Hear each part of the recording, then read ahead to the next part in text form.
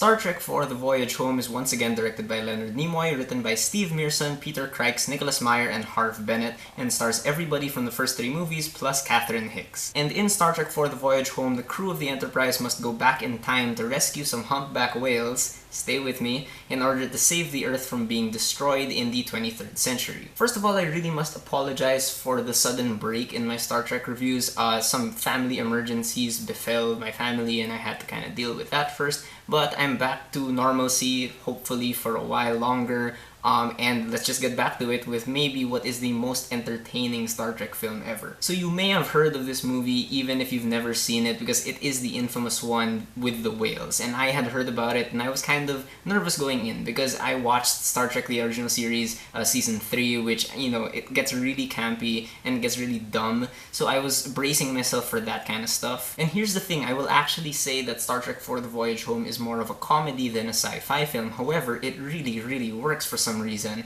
The jump to comedy does take away from some things overall, but it's a genuinely really funny movie and everyone in the cast is just having a ton of fun. Based on the synopsis, you really might think that, you know, this movie just sounds really absurd from the get-go, but what makes this movie work is the fact that these guys understand that it does sound absurd and they admit it themselves. So they really don't take themselves too seriously, and that's what makes all of this stuff kind of believable, you know? Like, there's this big environmental message in the story, and I imagine that if they took this story seriously, this environmental message wouldn't have been, you know, easy to swallow. But now, because they're pretty self-reflexive about it, you kind of accept it more. However, while The Voyage Home is more of a comedy than a sci-fi film in my opinion, it still definitely feels like a Star Trek film. Everyone still feels like they're working as a team. Everyone still feels like they're doing what they do best in order to get the mission done. And when I began to notice that this movie was more of a comedy than anything else, I began to get nervous, like, you know, what about the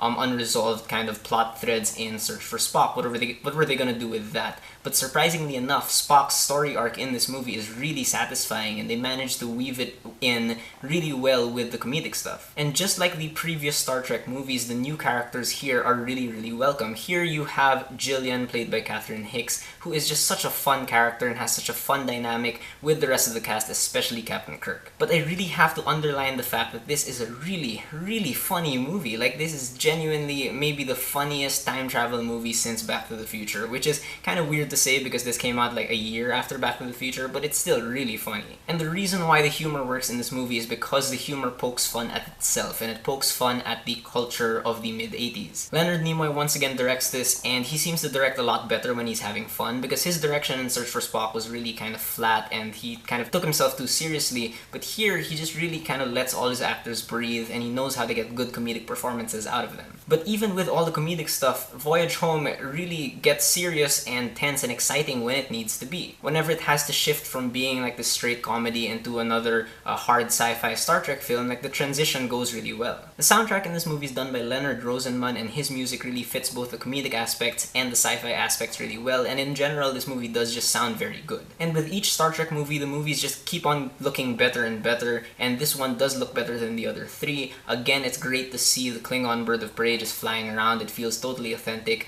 When you see it down on Earth next to real life structures, it really looks like it's there. And they have fun with the costume design in this movie because they're pretty much wearing the same things that they were wearing in the last movie, and you know, those costumes make sense in the Star Trek universe, but when they're down on Earth with us, like, their costumes look really funny and they acknowledge that. And weirdly enough, I think this is the first Star Trek movie where I really think that the cinematography is genuinely really great. The cinematography here is done by Donald Peterman, and just every single shot just has, like, I don't know, the perfect lighting in it, and it feels really good. I think one thing that helps the cinematography is that this movie really relies a lot less on visual effects, and they really just let the visuals and the practical sets speak for themselves. And the editing here is done by Peter E. Berger, and his editing really gives this movie a lot of good comedic timing, and weirdly enough, this is one of the more well-balanced Star Trek films to date, since this really comes across as more of an ensemble film than some of the other movies. You know, while Kirk and Spock are still the main characters in this movie, you get a lot of screen time with the rest of the crew, and really you understand that they're all really essential to solving this mission. And what I really appreciate about the editing is that they never go for like really fast-paced jokes to try to cover up some of the jokes that might not hit as hard. Here they really have faith in their jokes, and the pacing really takes its time to play these jokes out. But again, when the situation calls for it, there is genuine suspense in the movie. And we have to talk about this cast because they do just such a great job giving really comedic performances. William Shatner, it's great to see him just kind of loosen up, and his chemistry with Catherine Hicks as Jillian is just electric, and she's just such a fun and funny character. And what I like so much about their chemistry is that they don't turn them into like one of those typical romantic pairings from the original series. They have this really light kind of rom-com vibe between them, and it really works. Leonard Nimoy is great in this movie. Like, he delivers some really great deadpan humor, especially in scenes where Spock tries to swear. Like, those scenes are just laugh out loud funny, and really every single cast member here gets a really big laugh like throughout this movie. But of course, the person who steals the show in terms of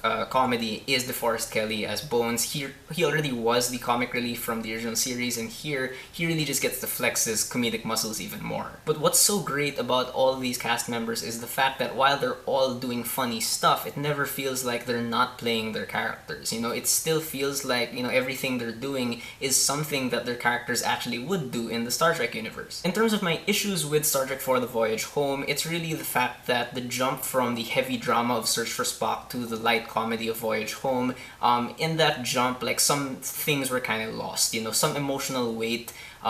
It was kind of lost from the third movie to the fourth movie. I kind of would have appreciated seeing more of Kirk's reaction to his son's death. I kind of wanted a better send-off to the character of Saavik. And as funny as this movie is, I really could have used some more urgency, like in another time travel episode of the original series called City on the Edge of Forever, or even from Back to the Future. You know, that's a really funny movie, but there is still a lot of urgency. Here, there are some tough situations that the crew get in, but, you know, I just feel like in the real world, these situations would have been a lot harsher. In the end, though, I still think Star Trek IV: The Voyage Home is a really good movie. I highly recommend it to any fan of Star Trek. Again, even if you've only seen the new stuff, like, there's a lot to enjoy here. Alright, so those are my thoughts on Star Trek IV: The Voyage Home. Have you guys seen it? What do you think about it? Whether you agree with me or not, please leave me a comment. Let's have a conversation.